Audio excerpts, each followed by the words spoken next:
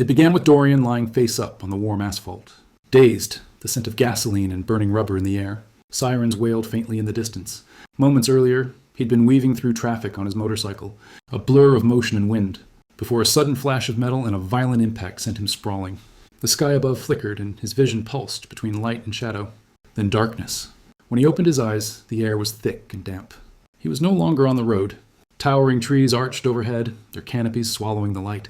The ground was soft beneath him, carpeted with moss and roots. Somewhere close, he heard the low, rhythmic chant of drums. Panic surged through him. He was running, barefoot, lungs burning, pursued by shadowy figures moving swiftly through the undergrowth. Their faces were painted with ash and crimson. Their weapons gleamed.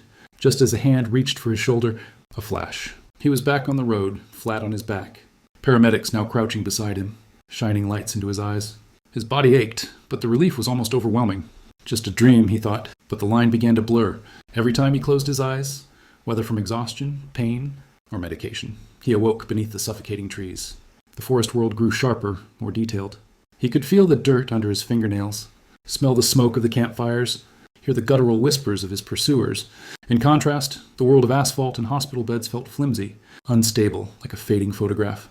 Eventually, he was caught. His captors dragged him through the jungle, their chants growing louder, more fevered.